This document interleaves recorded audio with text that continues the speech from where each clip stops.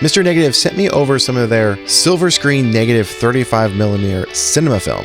Yes, ECN2 has a remjet, and I'm loading it into a Nickermat EL and shooting it with a Laowa wide-angle macro 15mm lens. And stay tuned to the end of the video because I'm actually going to be giving away a roll of their film. Not this one, but another one. Before we learn about the film, let's head out and shoot some photos and get it developed.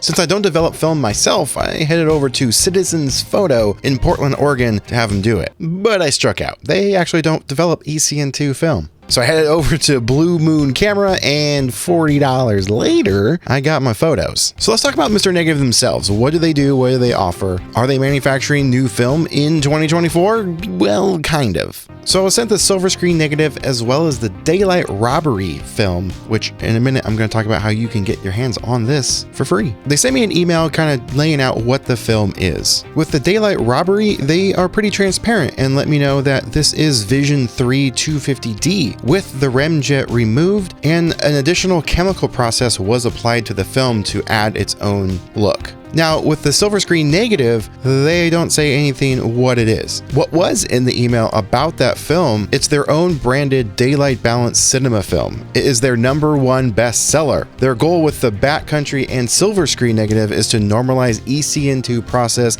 as cinema film is far better than regular stills film. They go on to say more and more labs are now doing ECN2. However, in my experience, that was not the case. And that they found that consumers don't care whether a film has remjet or not. They just want a great image. And they recommend scanning with the Noritsu for the best results. What I did find interesting is that in the email that I received, they say to shoot it at ISO 200, and that is what's on the box. But if you go to the website, they say you can shoot between 200 and 400. And they say it's a 36 exposure roll, but fun fact, I was actually able to get 37. So with all that said, I actually really like the look of these images. I didn't like the price, however, to get it developed.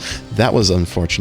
Now, I think my Nickermat has some light leaks issues because every now and then I'm getting this little streak across my images, and I've had this on some other rolls. So don't let that affect your thoughts of this film. That's my camera. If you want to get your mitts on this daylight robbery film, you can do so by becoming any level, even the free level of the Patreon page. Or if you want to support the channel, you can do so with any level tier. Join the Spitfire Club today and get your hands on this daylight robbery film from Mr. Negative.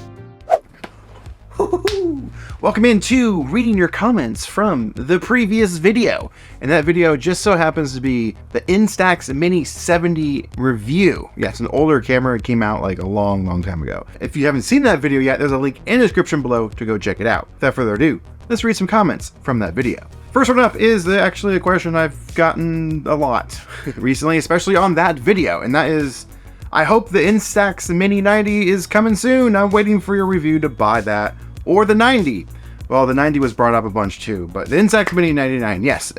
I think it's finally available to actually get hands on. I do plan on doing a video on it eventually. I just got back from Policon NYC, and that was a really expensive trip. And I can't really afford to drop $200 on another camera to do a video at the moment. So I gotta figure that out. If somebody has one, maybe they'll be willing to let me borrow it to try out. There's a PO box in the description, and maybe pop that on over. But I do plan on eventually, hopefully by the end of the year, I'll get my hands on it and do that video. But as of right now, there is no immediate plans for that video. Hey, I have this camera and found some CR2 batteries that are USB-C rechargeable on Amazon. It shortens the battery life a bit, but worth it to save money. That's really cool. I don't think I've ever seen CR2 rechargeable batteries. That's interesting. I'm gonna have to look into that because those batteries are super annoying. Because once they go dead, to try and track those down, if you can find them locally, they're going to be really expensive. They're like 10 bucks a battery. It's crazy. Amazon has the best deals, and I've left links to them in that video, but you can get like 4 of them for about $12-15, I think. Maybe a little bit cheaper, somewhere around there. Those are what I usually go for. But I'll have to look into those rechargeables. Thanks for the tip. Love the show. I have the 90 and love it. The 70 seems to be very much the same camera. Head to head, how were the pictures in comparison between the two? See, here's the thing. With Instax cameras, from Fuji specifically, the image quality of them all, they're going to be the same pretty much.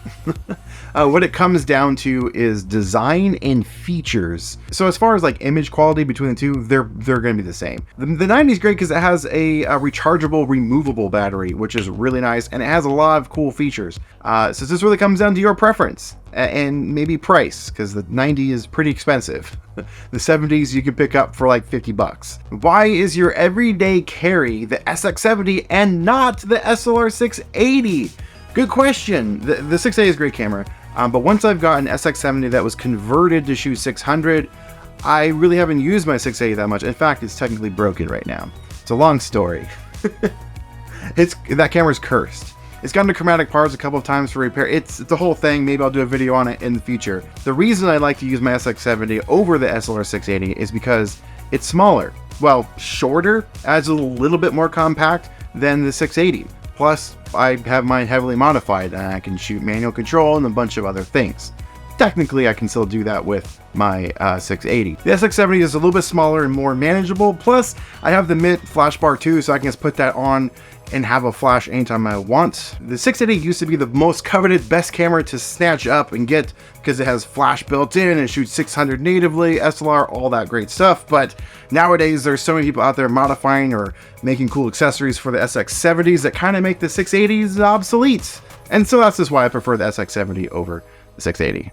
So thank you so much for watching. If you want to get yourself some of the Mr. Negative film, there'll be links in the description below. And if you want to get yourself some of the Daylight 35mm film by Mr. Negative, absolutely for free, consider checking out the Spitfire Club. Link is in the description, any tier, even the free tier. That's all I got for you in today's video. Thank you so much for watching, and I'll see you in the next video. Now, get out there, make some art.